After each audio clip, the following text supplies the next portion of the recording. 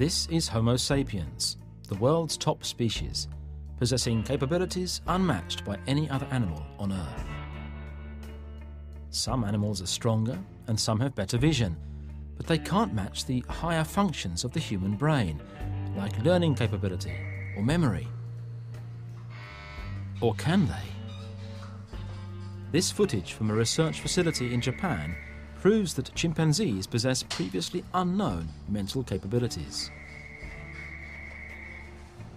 The apes have been taught the number sequence 1 through 9. Regardless of where the numbers appear, they can press them in the correct order. But that's not what's new here. During the next test, the apes only get to observe the numbers for about a second before they're covered up. But that's enough. Seemingly without effort, they point to the correct number time and time again.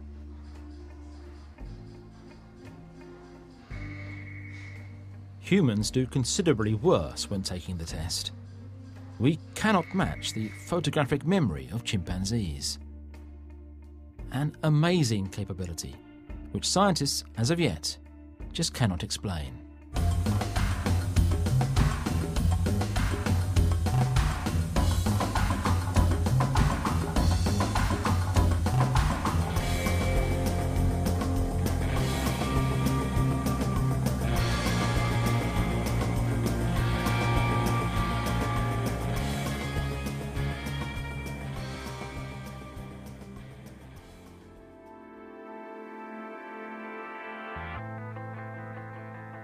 Fewer and fewer people now believe that the human race is the crown jewel of creation. A group of scientists, led by Charles Darwin, brought about a completely different way to view humanity. But people still cling to the notion that we have distinct qualities which separate us from animals.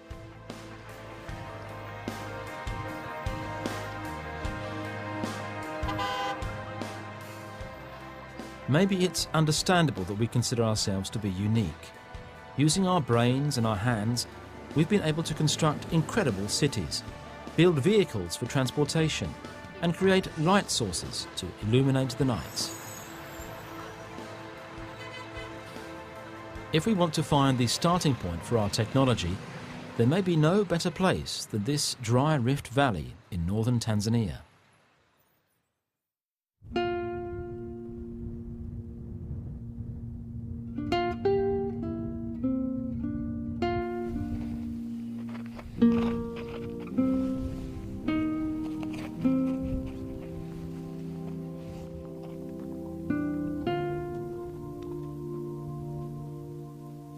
Olduvai has been considered a unique place to have an unbroken sequence of the evolution of our cultures. People have been coming here for millions of years, and it's impossible to move around without finding traces of ancient technology. Yeah, this is a very prolific area. As you can see, it is full of tools.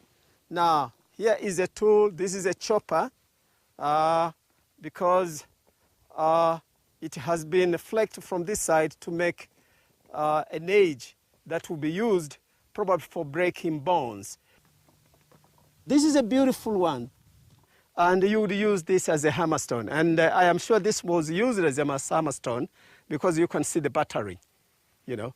And you would use this to detach a small flake, which you would probably use as a knife. The effectiveness of Oldovan tools is being tested halfway around the world. This deer will be carved up using a technique that's 2 million years old.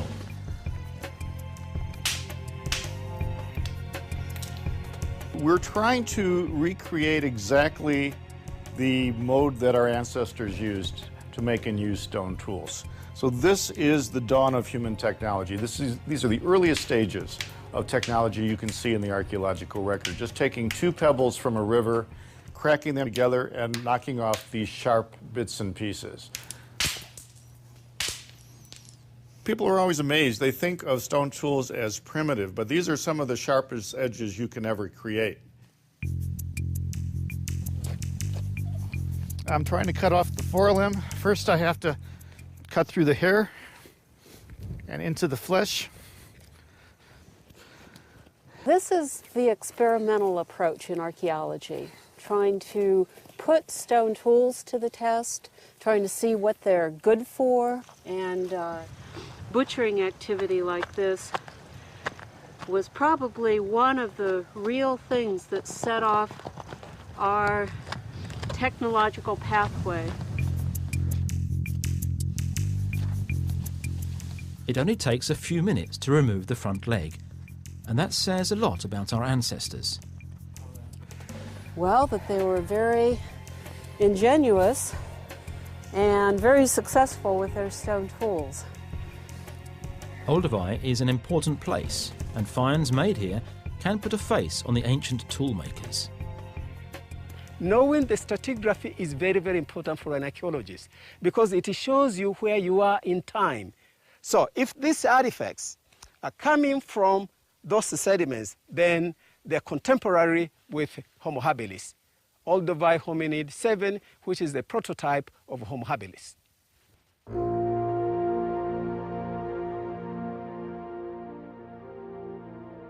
Homo habilis, or handyman, lived and died among these tools and came to symbolize what makes humans unique. It was thought that no other species could utilize objects in nature to gather food. But we now know that to be incorrect.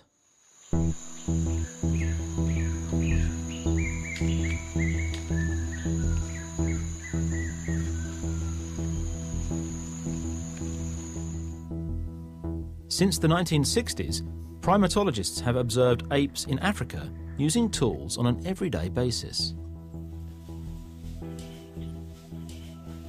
The particular example of tool use that I'm interested in is called nut cracking. It's probably one of the most complex forms of tool use in the wild because it involves, the combination of 3 different objects, at least, which have to be combined in a particular order. You have to put the nut on top of the stone, and then you have to get another stone and hit the nut with that. You can't have it in any other combination. So it's quite astonishing, I think. Look. Scientists are now exploring the use of tools among our more distant relatives. These crows are a unique species, and they come from an island in the Pacific Ocean, the island of New Caledonia. And for reasons which we are trying to understand, they developed a tendency to solve all kinds of problems, but particularly extractive problems of food, using tools as opposed to working exclusively with their beaks. So the task that we're testing them with here is one where they've got a little bucket like this, which will have food in. And the bucket's at the bottom of this deep hole in the apparatus. So the only way that they can get this bucket out and get the food is if they use a tool.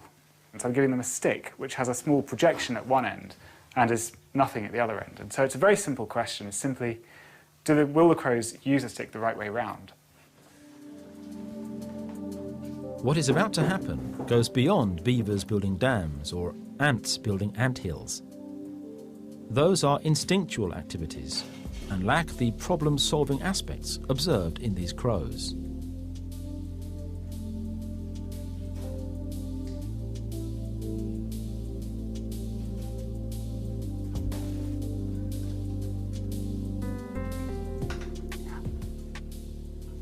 No one knows exactly what is going on in the crows' brains.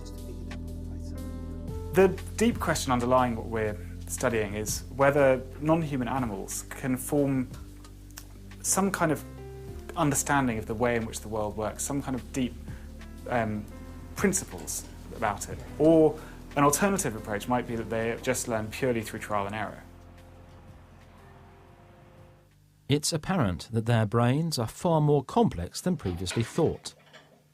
Not only can these birds use tools, they can also construct them.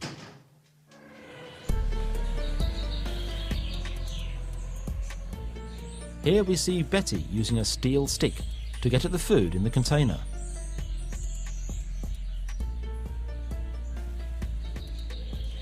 When this proves impossible, she does something surprising. Spontaneously, after trying to get the bucket with a straight tool, she bent one end of it into a hook and used that to extract the bucket.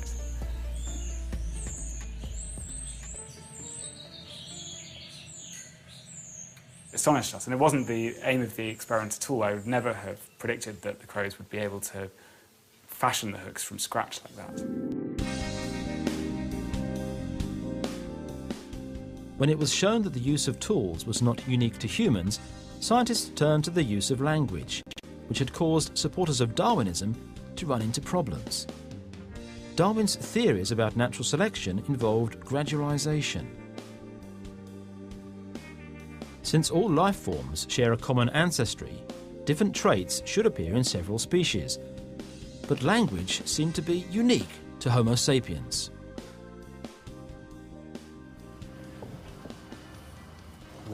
One wonders how Darwin would react to Pambanisha and the other bonobo chimpanzees at the Grape Ape Trust in Iowa. Can you tell our visitor about the last thing that's going to be in the coffee? That's right. That's right. That's right. We're going to have candy in our coffee. That's right. We're going to have candy in our coffee. Well, that's great. Well, I'm glad to hear that. Yeah. Since anthropoid apes do not have highly developed speech organs, the scientists here have used technology to establish a dialogue between our two species. Okay, Pambanisha said, Pambanisha, watch this. Make sure I say it right. We were going to have coffee. That's a surprise that has sugar in it and M&Ms. Isn't that right? That's right.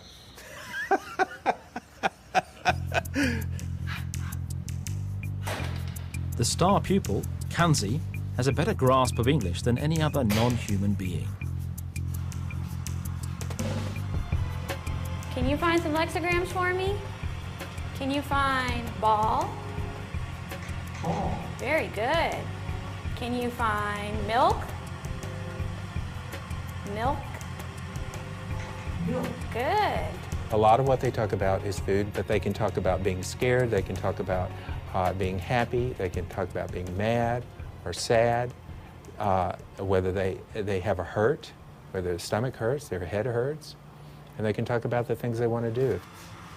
Tyler said we had two choices for lunch. He was going to make pancake bread, or he could make noodles. Which one did you want?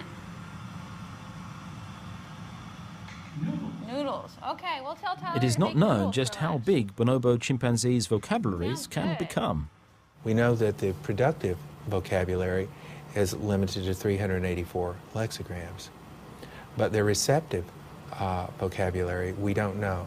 We suspect it is much, much larger. Can you find egg? The question is if these are actual language skills, or if they're simply memorizing different words. Bill Fields thinks he knows the answer. They acquire language just like human children do. They can respond to novel circumstances. For example, Kanzi was exposed to 660 novel sentences he had never heard, like Kanzi, put the keys in the refrigerator. Kanzi, go to the refrigerator and get a Coke and give it to Rose. And he was able to respond to those sentences about 75% of the time with accuracy. I believe that all bonobos, all chimpanzees, probably all primates, have some ability to acquire human-like language in some degree. All right, we've got our coffee. They want to film you getting your coffee. So you ready to have it? Pambanisha, Kanzi, and the other chimps get their coffee in the end. Pambanisha, get yours. Are you ready for yours? All right. We've had to give up the exclusive right to a number of different traits which we thought were unique to our species. They all seem to lie dormant in our closest relatives. Scientists have observed behaviour in anthropoid apes which could be construed as early stages of empathy and helpfulness. And here we see planning for the future. The orangutan retains a tool which is useless for the moment, but which it will need to collect food an hour from now.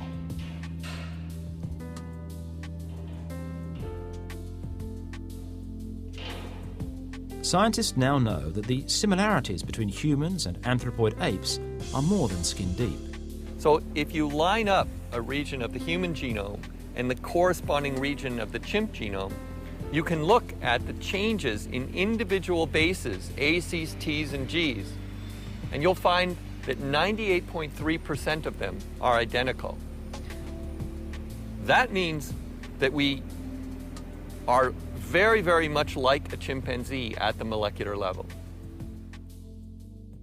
But if we share most of our mental capabilities with chimpanzees, and if the genetic differences are minimal, then how does one explain that they're unable to record their history or perform open-heart surgery?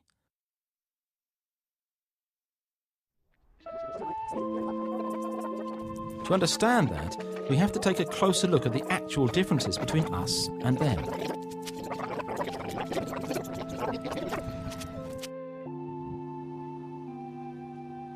Scientists at the Stone Age Institute have taught chimpanzees to manufacture tools using our ancestors' methods. So we can actually do a comparison of skill levels between three species over 2.5 million years. Modern apes, bonobos, modern humans, and the prehistoric hominids over 2.5 million years ago. Here we see Kanzi demonstrating his ability to manufacture knives made out of stone.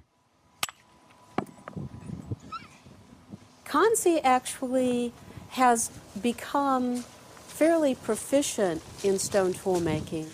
Some people dismiss what he's doing and say he's not making stone tools, but he is. Kanzi's technique may be impressive, but he still has a long way to go before he reaches even our ancestors' level.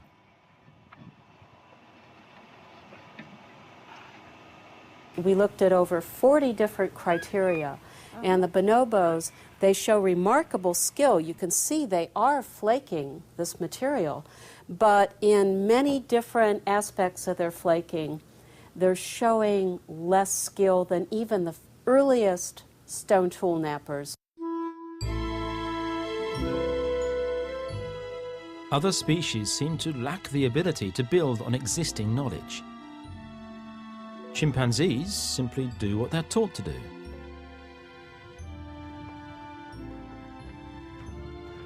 Humans are different. At some point in our early history, we acquired the ability to accumulate knowledge. We were able to transfer skills to the next generation and to add new things.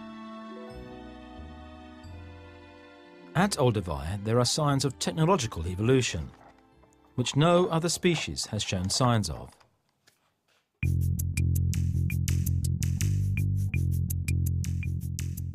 Our mental capabilities have arisen because of the characteristics of a specific organ. Okay, so here you have half of a human brain. Actually, it is the right hemisphere of a human brain, of a normal human brain. And here you have a chimpanzee brain. The brains of mammals are really quite similar.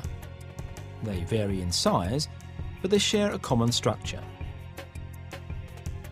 But there are differences. Some of the more interesting differences are on the left side of the brain and have to do with language capabilities. The two language areas are the Wernicke's area, which is here located, it's about that big, and here in front in the prefrontal cortex, here you have the Broca's area. Studies of people with brain damage have shown that these areas are vital for language development. If you have a lesion of Broca, the people cannot speak in an articulated language, but they understand language. Whereas if you have a Wernicke's area, the people can speak from a motor point of view, but they do not understand language. Broca's and Wernicke's areas have their counterparts in all primate brains. Otherwise, they wouldn't be able to communicate among themselves or with us. Is there anything else you want to talk about? But Pambanisha's conversations with Bill are always abrupt. She does not produce long sequences of symbols. Well, he's awfully quick. It's almost always just one symbol at a time. And it's never more than two. Often our dialogues are based on the kind of, they open up the question with a one lexigram utterance, and then we go through the whole yes and no determination of exactly what it is they're trying to say. Because the whole issue of a subject, a verb, and an object was not something that we required of them. It was enough that they engaged in these one lexigram utterance. And the question is if anthropoid apes can ever learn how to use grammar. The speech areas in their brains are not nearly as developed as ours. These regions in human, again, are expanded, are more complex. The neuronal substrate that permit us to communicate with an articulated language and understand language are missing in the chimpanzee. But there's another decisive difference between the two primate brains. So that would be the region that you see here on top, here in the chimpanzee, here in the human. The frontal lobe of the human brain is vastly expanded. Our advanced capabilities are stored in the frontal areas of the brain. Memory, judgment, emotion, and all this type of process that are eventually uniquely human. It's the highly developed prefrontal cortex that allows us to perform a trick which separates us from animals, even at an early age. Here, children are asked to guess what's inside a matchbox. Having been shown the contents, they're asked another question. What will the next child say is inside the box?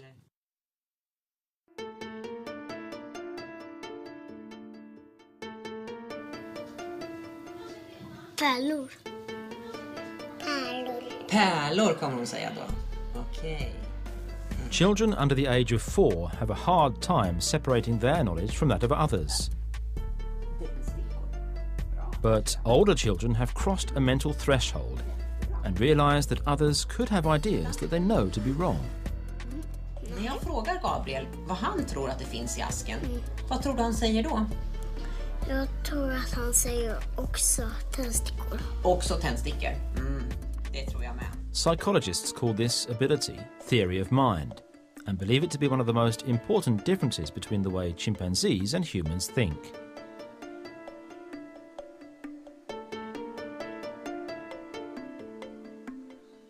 But there are signs that apes possess a rudimentary form of this ability.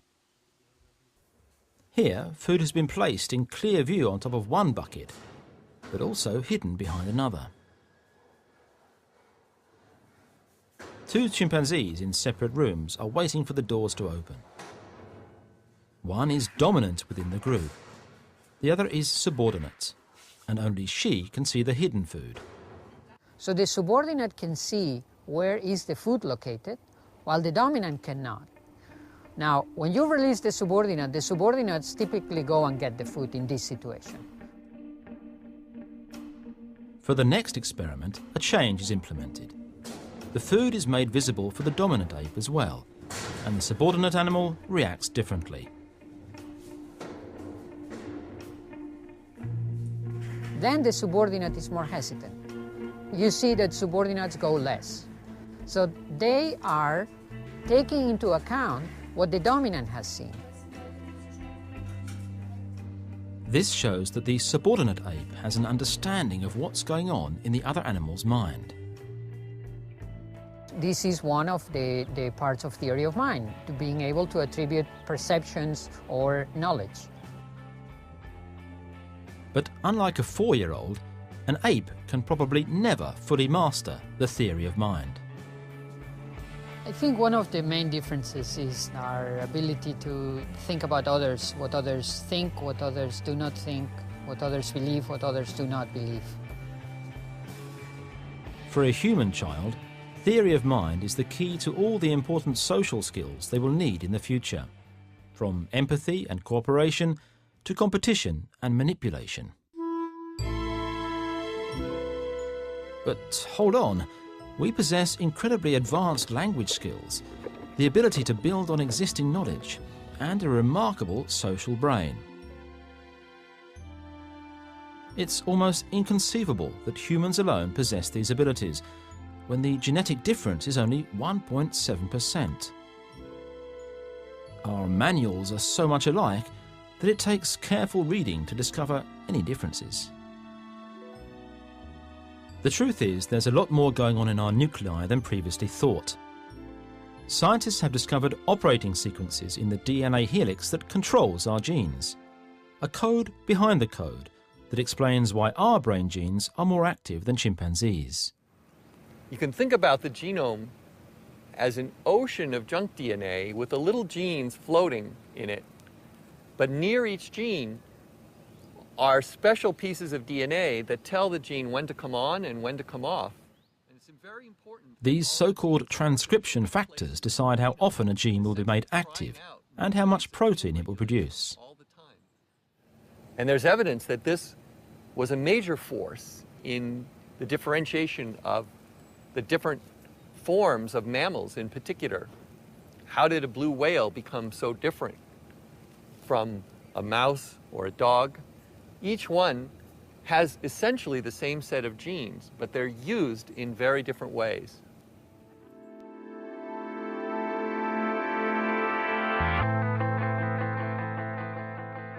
We can no longer maintain that humans are superior to all other life forms. Charles Darwin and his modern-day colleagues have proven that we're not the crown jewel of creation, but rather part of an ever-changing world. The early stages of empathy, tool usage and language can be found in other species, just like in us in earlier times. Due to various circumstances during the last 6 million years, these abilities have developed drastically in humans.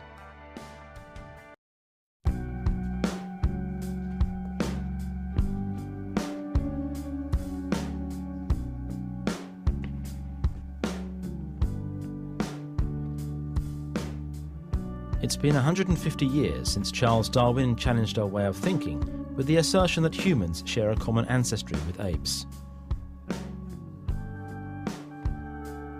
Despite our modern appearance, we still exhibit telltale signs of that ancestry. Wisdom teeth are a holdover from a time when we needed larger jaws to chew food. And an infant's grasp reflex is a holdover from when we lived in trees, and infants had to hold on to their mother's fur. These quirks no longer serve any practical purpose, but they do serve as a reminder of what we used to be.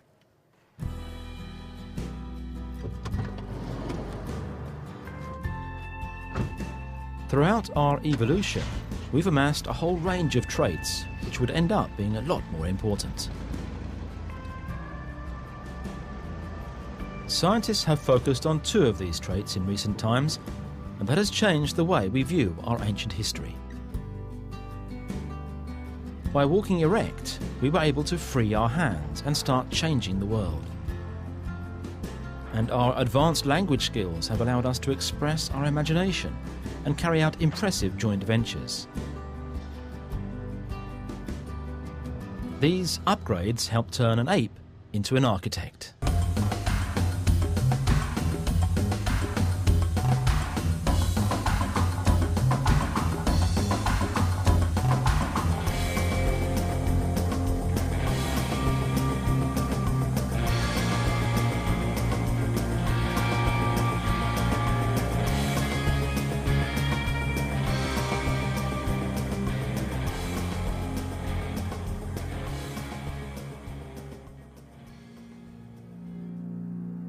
According to Darwin, we can trace our evolutionary lineage back to when we left the trees and headed out into the savannah.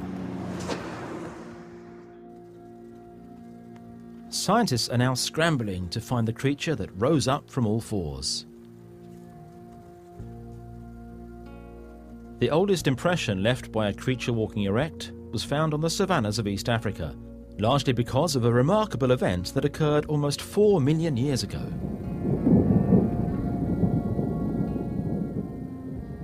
A few days earlier, Mount Sadiman had erupted. Large amounts of volcanic ash had blanketed the surrounding plains, where a small party came walking. When the ground hardened, their footprints were preserved. They would remain hidden for 3.6 million years, until scientists came to Litoli and discovered them. Robin Crompton and his research team in Liverpool are trying to figure out just who could have made those footprints. Some people say that those footprints are made by an animal which is walking almost exactly the same way as we do. Other people say that, no, they were walking very much as an orangutan or a chimpanzee. So what we're trying to do is work out which of these possibilities is the most accurate. A prime suspect for the maker of those footprints is this creature, Lucy. Her species, Australopithecus afarensis, lived in this very place around the time of Mount Sadiman's eruption, and we know that they walked erect. This is what's left of the individual we call Lucy. She's an amazing specimen. This is the only specimen we have where we can accurately get the proportions of the different parts of the body. You know, she's 46% complete, which means that we can reflect that across, so the other half gives us an almost sort of 75% complete skeleton. But just how human-like was Lucy, really? Scientists are still debating whether she walked like an ape or like a human. A crucial body part that could answer that question is missing. No feet is a problem. We'd really like feet. Chimpanzee feet, gorilla feet, are like hands. They've got a big toe that sticks out sideways so they can grasp, and obviously it's very useful for climbing. We don't know whether Lucy had a big toe like that. We don't have her big toe, and we don't have the bones it inserts to, and that's key. But Robin Crompton thinks he can solve the mystery without Lucy's feet, using the footprints found at Litoli. The cameras, the 6 of them picking up the motion of 11 markers on my foot, which are tracking the motion of the bones underneath them. So we're trying to work out the relationships between the bone movements and the pressures that are generated and the forces that are generated to propel my walking. If the Litoli footprints were made by an ape-like creature, walking with its hips and knees bent, they should be distinctly different from prints left by humans. And when humans walk upright, we characteristically, the forces go like that, a double hump pattern.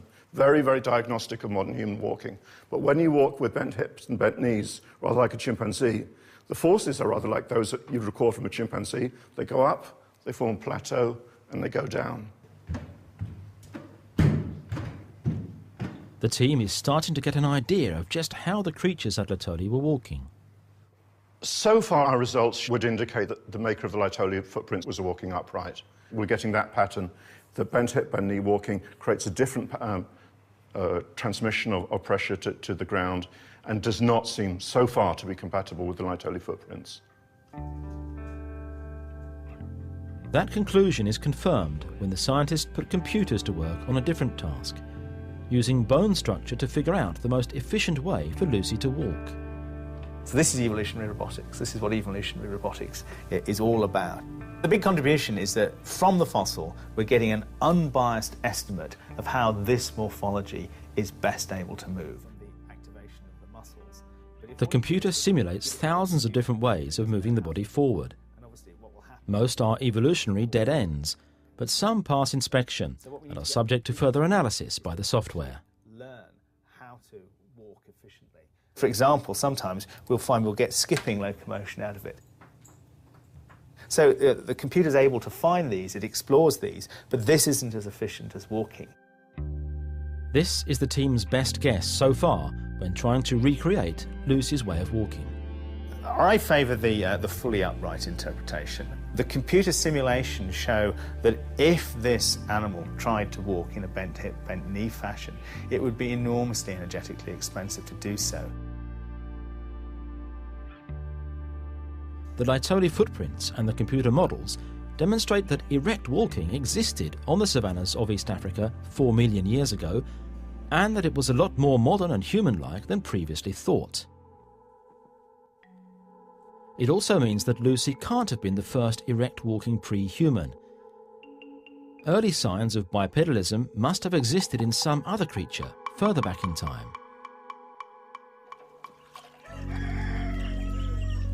When this man made a spectacular find in Kenya's Central Highlands a few years ago, a suitable candidate emerged.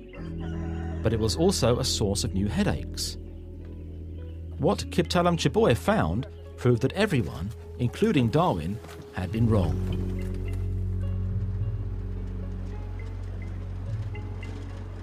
Here in the Tugan Hills, nature has unearthed the geological epoch known as Miocene. Somewhere around here, more than 5 million years ago, humans and chimpanzees are believed to have gone their separate ways. When we began to work on the Miocene, we were told by a very senior person, it's stupid, because the ancestor has to be the Pliocene, not earlier. And what was interesting us is to go down in time, earlier in time, to find out how the features in hominids can be expressed and how they actually emerged. Brigitte Senu and Martin Pickford led an expedition in the Tugan Hills in the year 2000. Kiptalam Chiboye was the local excavation leader, and one morning he was waiting for them with something in his hands. And he brought this paper bag with his bits in it. And he has this funny smile on his face. And he took the bag and we looked at it and said, but it's a hominid. And it was a hominid. When Kiptalam found these, he knew immediately what it was. Yeah, his knowledge is very good. He's worked with us for many, many years. We went to the site and immediately we found more pieces. It turned out to be a previously unknown anthropoid ape, and it was clear that it had been bipedal. The length of the neck, the size of the head relative to the shaft, all those features suggest to us quite strongly that Ororin was a biped for sure. The species was called Ororin tuganensis and dated back 6 million years. Thanks to the find, bipedalism had been traced back to a time when, according to genetic studies, humans and chimpanzees parted ways. But it also put a dent in Darwin's savanna theory. When we found the fossil plants, the leaves and the wood and so on, and all the fossil mammals, they all suggested that actually 6 million years ago the area was forested. The Tugan Hills hardly resembled the supposed arena for a transition to bipedalism. It was what we would call an evergreen dry forest. So there were always trees with leaves, green leaves on, and for 9 months of the year or more there would be fruit available. Ororin, who was fully bipedal, was living in a forested environment, not in a savanna environment. If hominids walked erect in forests as early as 6 million years ago, we were most likely bipedal even before we left the trees. And if that's the case, the savanna theory belongs in the wastebasket. Darwin, of course, pushed the savanna hypothesis. You have an ape from the tree coming down on the ground, walking around on 4 legs, like a chimpanzee or a gorilla or a baboon, and then subsequently standing up on 2 legs. What the new scenario is that the animals came down from the trees and they were already bipedal. But what conditions up in the trees could have caused us to become bipedal? Well, studies of orangutans have shown that an upright posture does make it easier to pick fruit off the tree branches. The orangutan provides a kind of an idea of how a large arboreal ape can adopt an upright position and extend its legs in a fully extended position, which is what humans do, and which was what Ororin did. Ororhyntuganensis may have marked the beginning of the evolutionary lineage of Homo sapiens. Or maybe it was just one of several erect species in the experimental laboratory of evolution at that time. Regardless, one thing was made clear by the creature that Kiptalam Cheboy discovered in the Tugan Hills. We had started to become human long before we left the trees.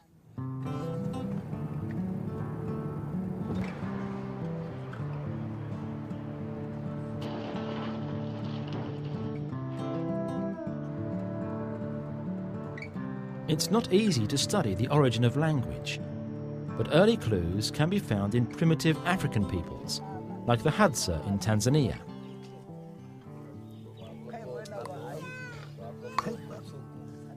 Clicking sounds may have been part of our first spoken language. Genetic studies have shown that 2 of the 3 most ancient peoples on Earth use clicks when speaking. But when did the ability to speak emerge? Which group of ancestors were the first to talk to each other? Could it have been Homo erectus? They manufactured tools, harnessed fire, and lived together as couples.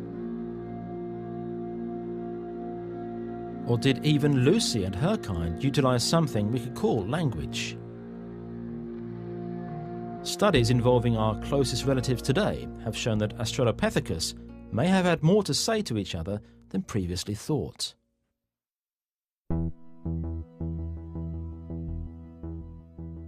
Chimpanzees' physiology does not permit articulated speech, but they have other ways of communicating. Chimp vocalizations can actually be quite complex in that they're graded along a spectrum. They can be loud, they can be soft, they can be long, they can be short, but they don't have as many vocalizations as they do gestures. Amy Poddick has spent countless hours studying chimpanzees, and she's recorded a surprising repertoire of gestures.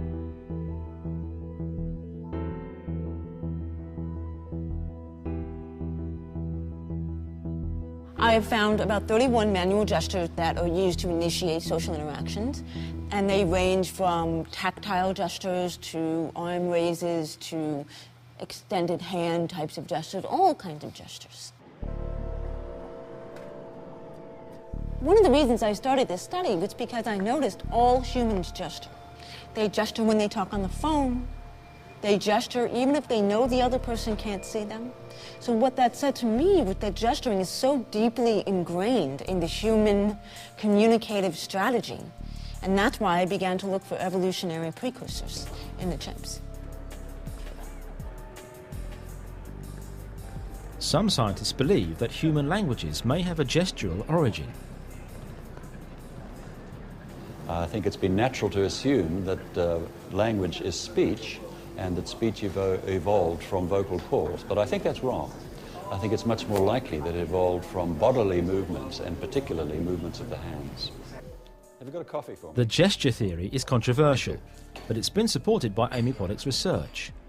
We now know that apes express themselves more with their hands than with their mouths. We are finding that the same gesture can be used in many different contexts. And you just simply don't see that with facial expressions and vocalization. So that makes gesture a very serious candidate for the earliest form of communication that took on linguistic-like properties. So their vocal calls nearly always seem to be elicited in emotional situations and are not under voluntary control. But their gestures are much more free, much more voluntary, much more intentional, and much more dyadic, and that means that they tend to be between individuals. And most language, of course, just like we are speaking now, is between individuals.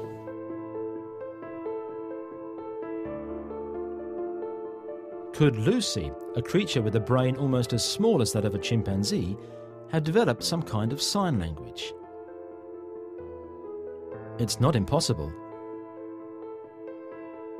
Brain reconstructions show that Australopithecus had taken a decisive step away from apes 4 million years ago.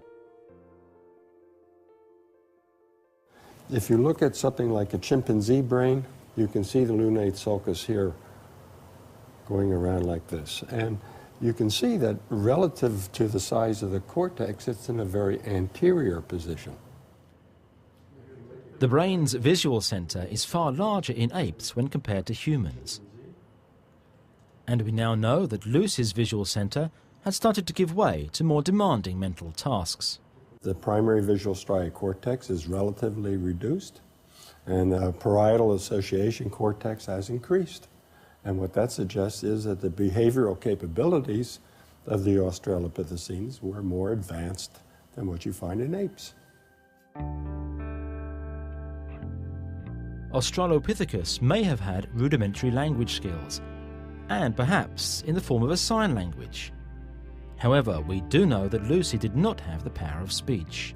If you look at the inside of our mouths, what makes human speech organs unique is the low positioning of the larynx. This airway is quite different in a human and a chimpanzee. It allows us to produce a few extra sounds, vowels E, A, U, also consonants like G, K. A working speech organ provided benefits beyond those of a language made up of gestures. So with spoken language you can communicate at night. If you're speaking, your hands are freed so that you can use your hands to demonstrate things, to make tools, and all of the things that we use our hands for, and we can speak at the same time. Scientists now know that Lucy's speech organ did not resemble ours. Her larynx was positioned as high up as that of a chimpanzee. But her descendants, Homo erectus, had a larynx much better suited for speech. It had started to move down, and something significant had happened to their brains. They were twice the size of Lucy's. When you look for cerebral asymmetries, they're very, very clear on this. It's showing Broca's caps in a more human-like kind of condition, and it's 1.8 million years and is associated with stone tools. And I think this allows you to speculate reasonably that perhaps language is primitive, but it's there by about 1.8 million years ago. The possibility of Homo erectus having acquired language skills is supported by genetic evidence.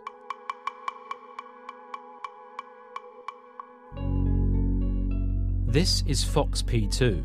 FOXP2 is a really remarkable gene in order to study the evolution of language from a genetic perspective, because it's the first single gene that we know of that if something goes wrong with it, you have rather specific effects on speech and language.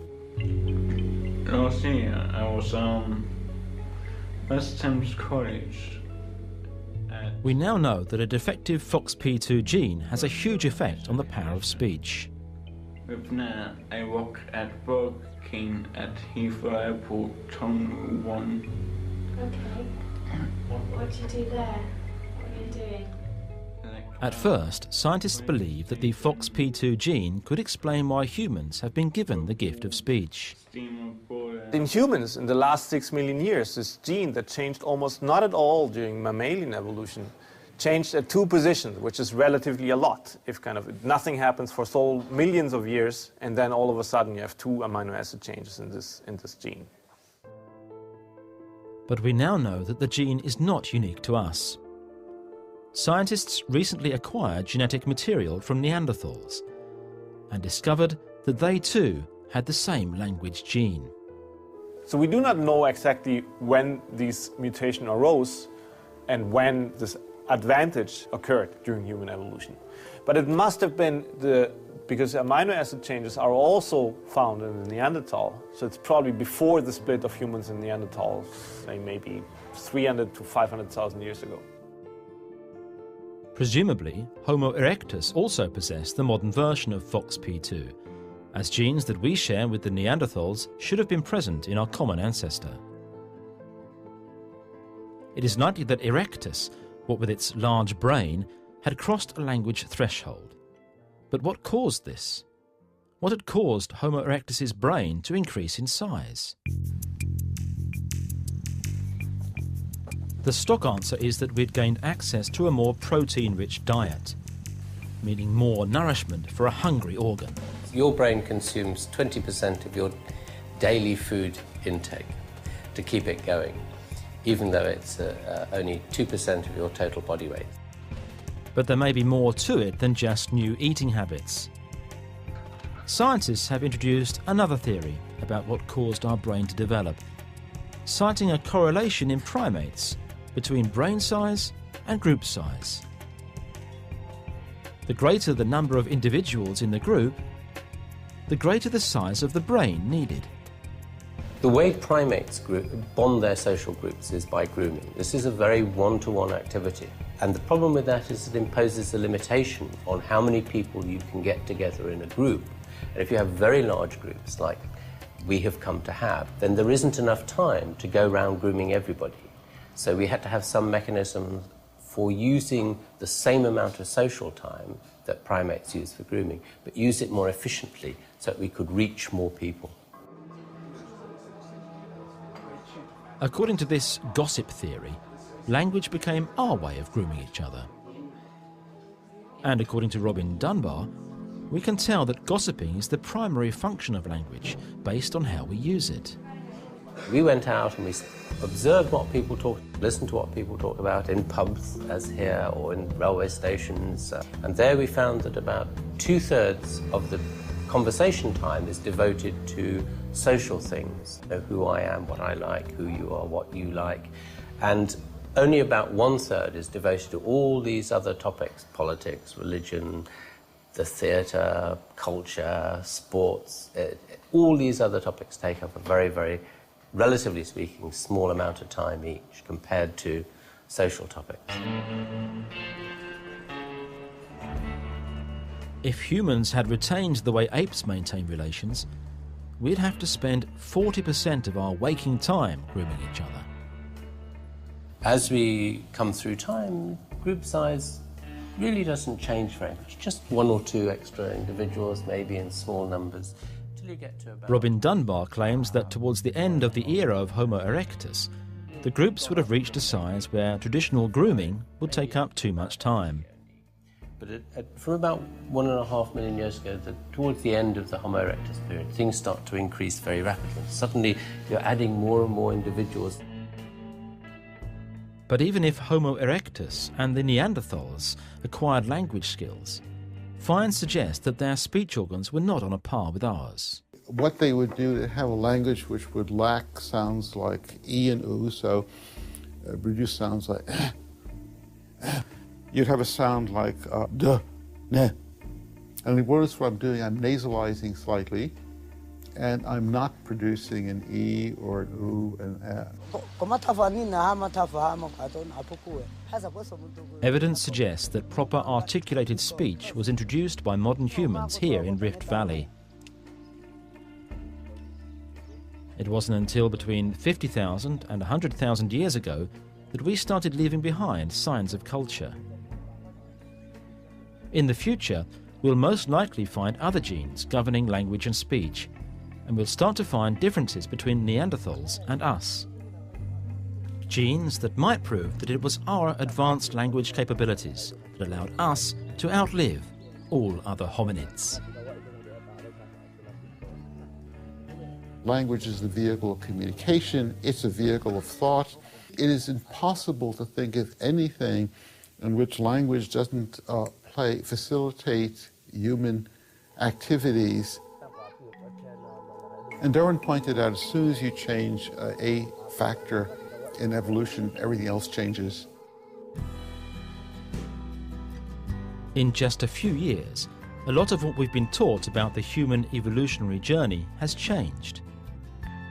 We now know that the savanna theory is incorrect. We were bipedal before we even got there, and it didn't take long for us to start walking the way we do now.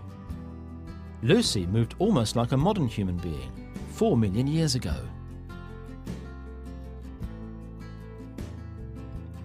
Scientists have shown that the original human language may have been a language of gestures and not of words. And And it baffles the mind that our modern language skills may have developed as a tool to aid group cohesiveness, with members talking about themselves and gossiping about others.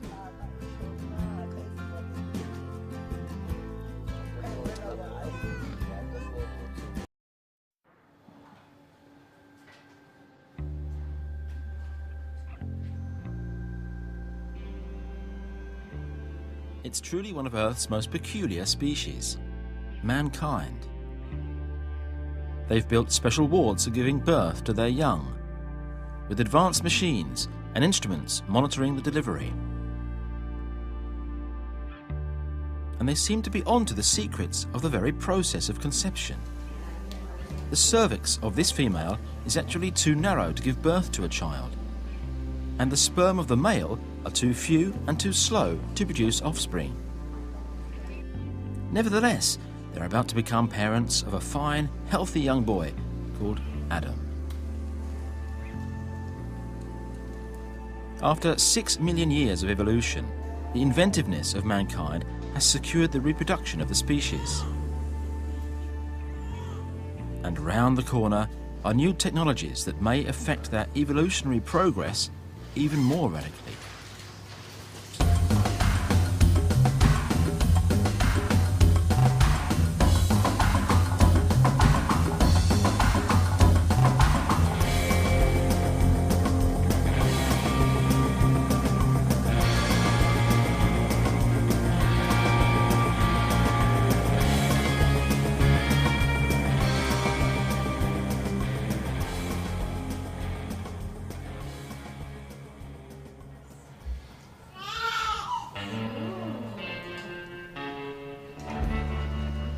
The world into which Adam is born is very different from all previous ones. Only a few generations ago, human living conditions were completely different. Okay, well here's a summary of what really used to go on. The beloved Anne, the beloved daughter of James and Anne Abbey, they died the 4th of October, 1866, aged 16 years. Let's find somebody else. Okay, here we have Thomas Smith, died aged 19. And then we have young William Smith, died aged 15 months. Many of the tombstones here at St Pancras Cemetery in London have one common denominator. The people underneath them died very young. This graveyard, like any ancient graveyard, is a textbook of life and death. It's how life and death used to be. And you can put figures on those processes by going to the gravestones and just seeing how long do people live. And if you go around this cemetery, you find that people died young. Even 100 years ago, about 1 British baby in 2 died before they were 21 years old. So the ancient pattern of life and death was you were born and the chances are you wouldn't survive. Today, living conditions in the developed world are completely different. We seem to have reached a point where our inventiveness can keep everyone alive.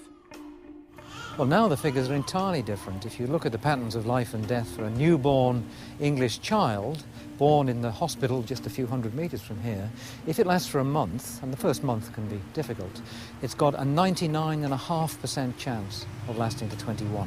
And that's a revolution in human life. It's actually also a revolution in human evolution. But what impact does this have on evolution? How is the human species affected by the fact that everyone is able to survive, to reproduce, and to pass on their genes?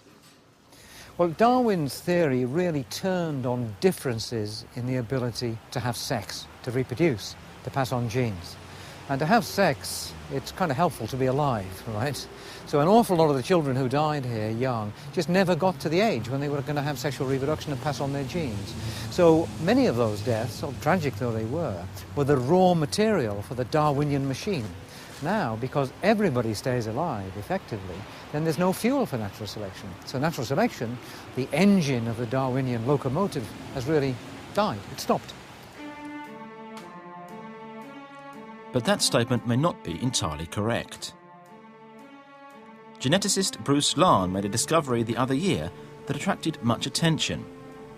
our genome seems to be still undergoing spectacular changes. Well, we have found a few brain development genes, their signature of very recent selection. That recent selection obviously indicates that it is possible that the human species, and specifically the human brain, might still be acquiring new properties. To understand Bruce Lahn's discovery, we'll have to rewind the tape a bit, to the birth of mankind. Fossils show that our species came about around 200,000 years ago, somewhere in the Rift Valley in East Africa. DNA analyses of various ethnic groups have shown that this was our original home. All of us alive today are the leaves out of the very tips of this tree or bush. And we trace back into ever deeper branches on the tree until we get back to the deepest split in the tree, right above the root. And that occurs in Africa.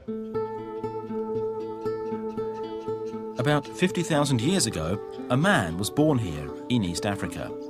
Scientists call him M168, and his offspring started to spread out all over the world. He lived probably somewhere in Eastern Africa, possibly along the Rift Valley in Ethiopia or Kenya or Tanzania, and he lived probably 50 to 60,000 years ago. And he was the immediate ancestor of the first people to begin those tenuous movements out of Africa.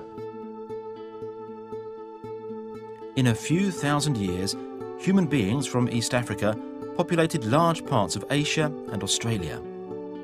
And just how the colonization of the planet occurred can be traced through the migration of the ones that came after M168.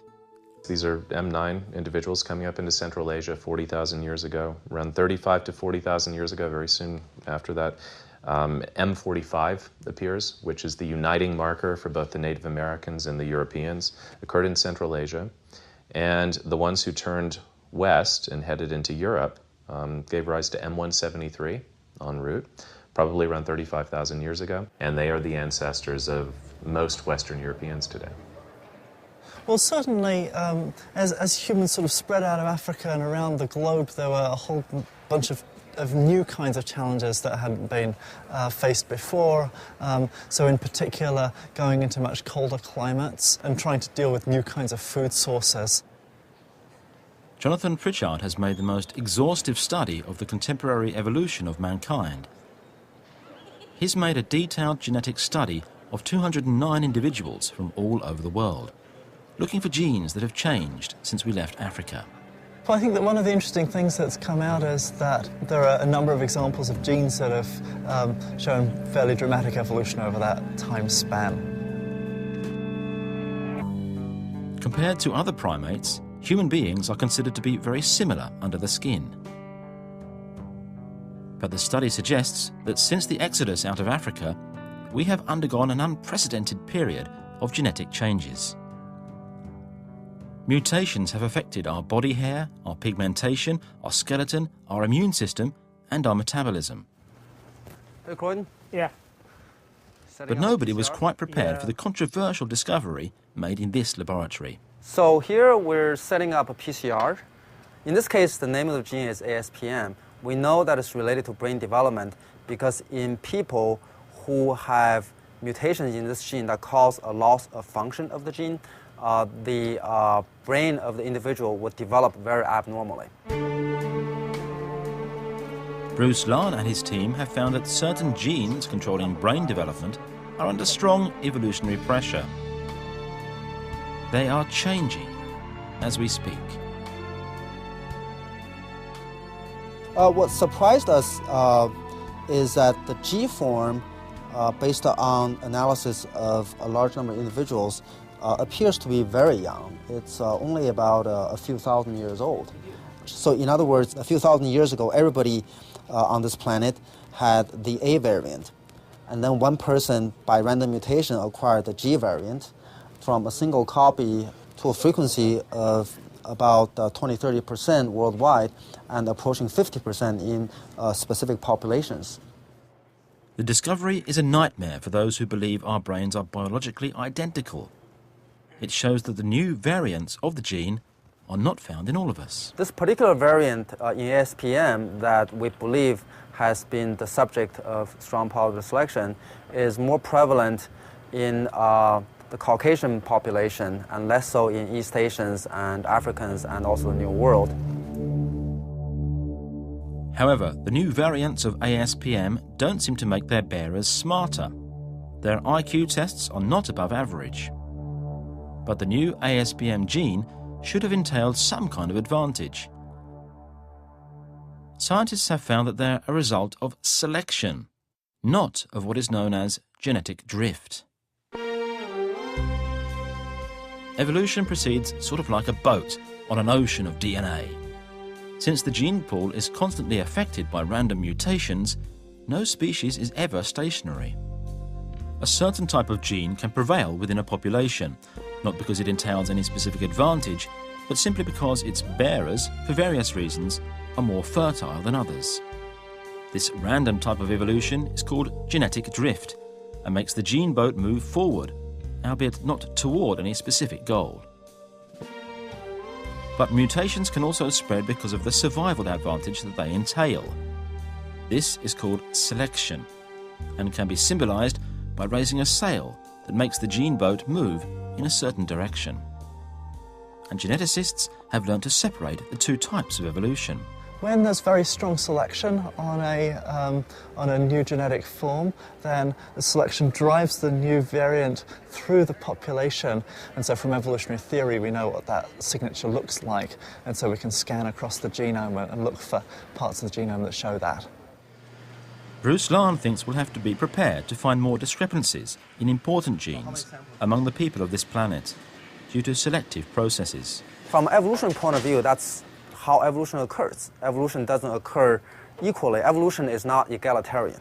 We will find a lot of genes in the human genome that are subject to recent selection. And out of those genes, I suspect that a fair number of them would be related to brain function. The genetic differences between us may be leveled out in the future. Of all possible evolutionary scenarios, one is more likely than all the others. One of the things I like about living in London, which is now the most international city in the world, is that actually we are a microcosm of what human evolution is going to be like. And what's interesting is to see among young people that what I like to call the healing power of lust. In other words, they have sex with each other. It doesn't really matter what their skin colours are. It doesn't really matter where they come from. It's evolution towards an average. It's not an evolution towards difference, which is what it always used to be. Well, the effect is we're all becoming more like Tiger Woods. Tiger Woods, the golfer, describes himself as Kablan Asian because he's Caucasian, black, and Asian. He has ancestors from all over the world. So that is the new world we're creating. But there are also indications of a diametrically opposite future scenario. New reproductive techniques might increase the genetic gap between us.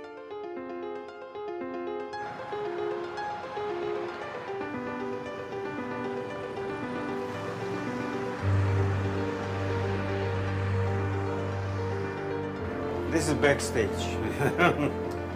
You can walk down this way. Watch your steps, please. This is Yuri Valinsky.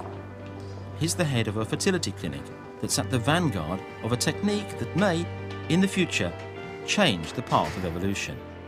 We are one of pioneering centers in the world who perform pre-implantation genetic diagnosis for more than 170 different disorders, more than 200 different mutations. So by now we did and more than 1,000 baby born free of disease. You can see this here. This is the babies.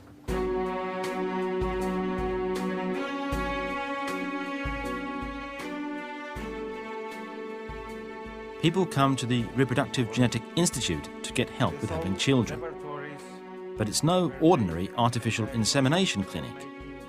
The children born here have all been genetically screened to avoid hereditary diseases. We're looking for mutant genes, for mutant or some abnormal, if it's embryo normal or abnormal. But before we do this, we do biopsy, and I will show you where we do biopsy. The embryos are screened for hundreds of hereditary diseases.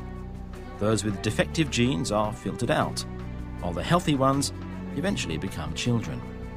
We select embryo for any genetic disease what can be diagnosed in a single cell. The clinic screens for an ever-increasing number of diseases. Oh yes, it is growing list. It's progressively increasing 30% every year. Because of the Genome Project, now it's about 6,000 different diseases related to molecular abnormality. Velinsky is used to being on the news. He's used his PGD technique to perform a number of ethically controversial embryo screenings. Little Adam Nash was picked to donate stem cells to his long-suffering older sister, Molly. Velinsky has also produced children who are free from diseases that develop late in life, such as Alzheimer's. Maybe in the future, things what you're asking will not be so questionable, because people want to be healthier. If we can enhance health of the people by doing something, why not? It's unlikely that this technique will ever be available for everyone on this planet. But in the richest countries, it may become commonplace for parents-to-be to have some sort of genetic counselling to ensure the quality of their offspring. And during the screening process to find the optimal embryo, desirable characteristics may be added.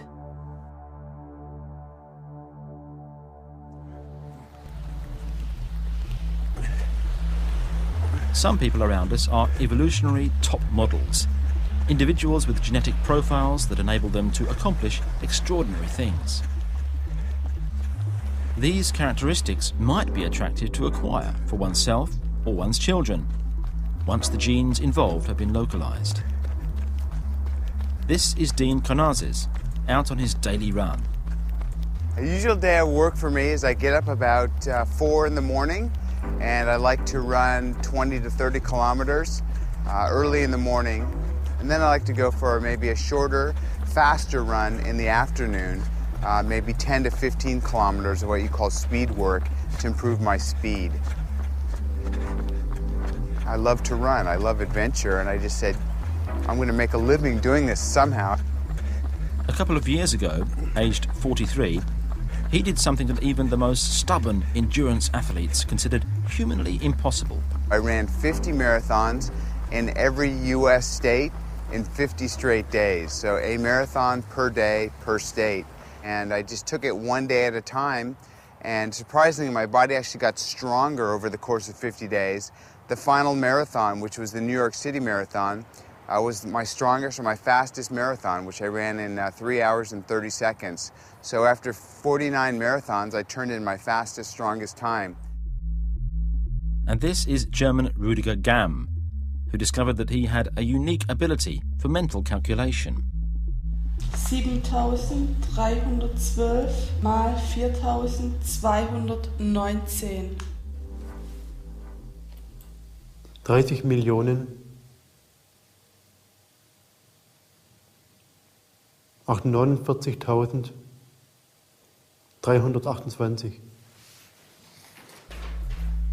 2.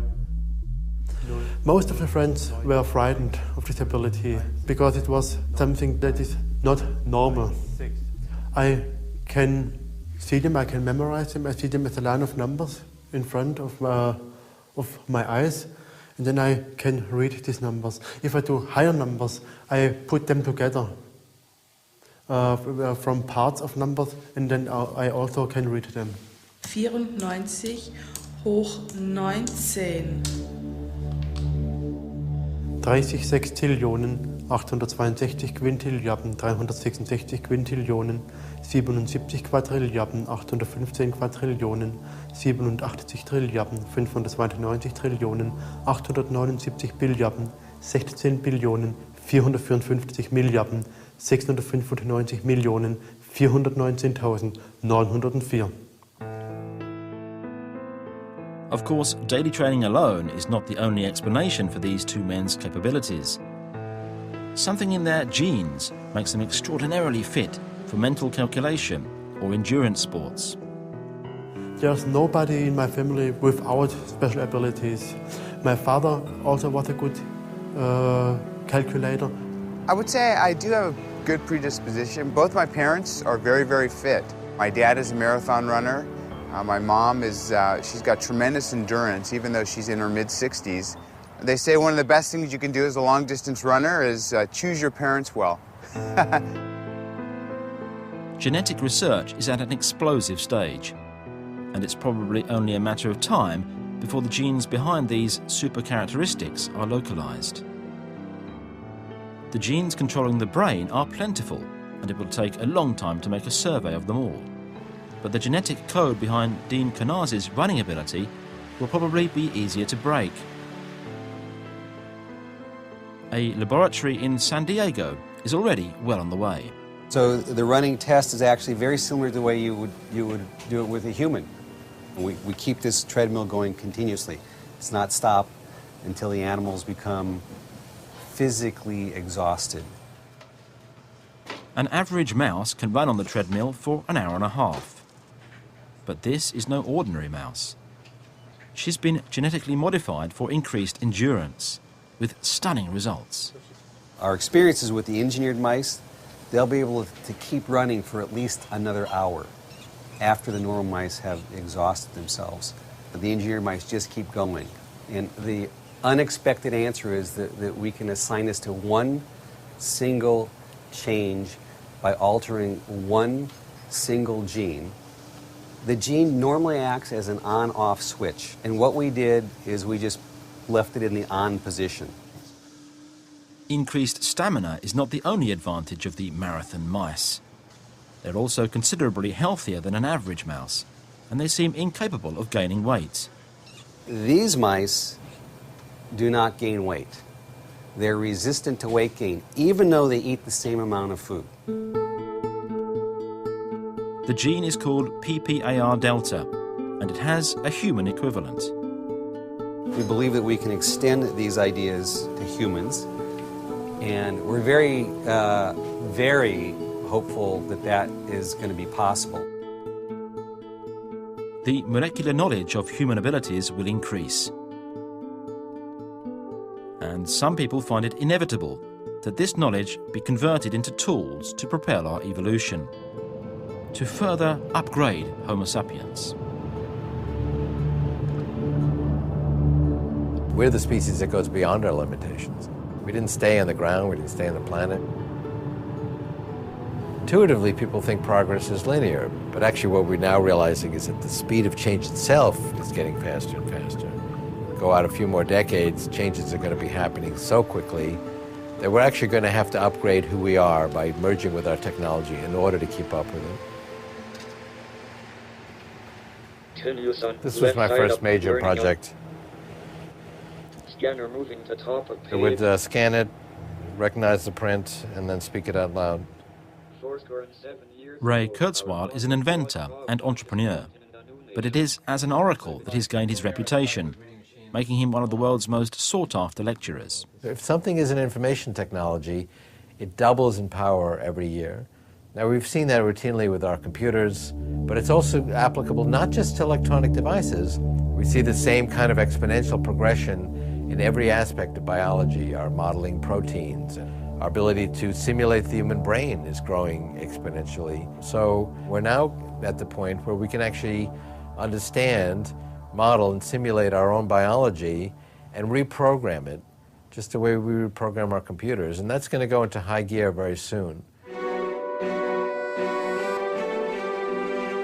We can recreate all the organs of our body, including our brains, using much more durable materials that are far more capable. We will have millions, ultimately billions of blood cell-sized nanorobots in our bloodstream, keeping us healthy from inside, also going inside our brains, interacting with our biological neurons, and putting our brains directly on the internet, allowing brain-to-brain communication, expanding our memories, our pattern recognition, our cognitive faculties, and we will be a hybrid of biological and non-biological intelligence by the 2030s. Ray Kurzweil depicts human evolution more drastically than anyone. But many people actually consider him trustworthy because of his previous predictions. Well, I have a track record at this point that's pretty accurate.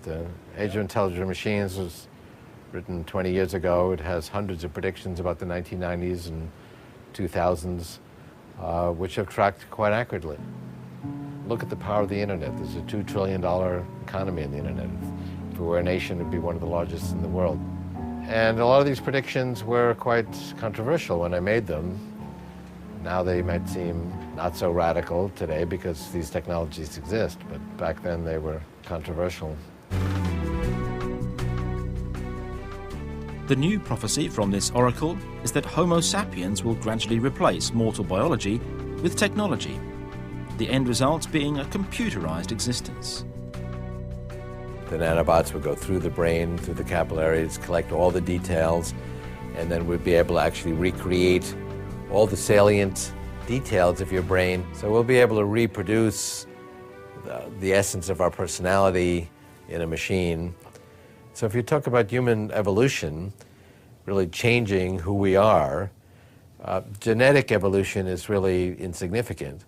We're going to change who we are by really designing human beings version 2.0 and merging with that technology and becoming machine-like. And that's the future of human evolution. It has been a truly turbulent journey. It started somewhere in Africa. An ape climbed down from the tree and started adapting to new environments. Changes were slow. It took 6 million years of genetic mutations before the ape turned into a human being.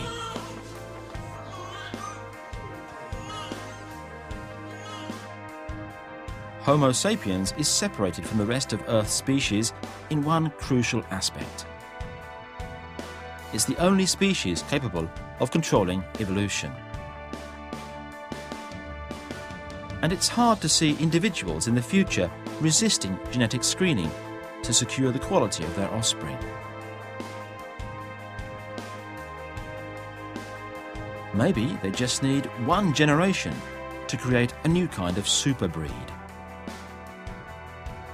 And thanks to their technology, they might find ways to live forever.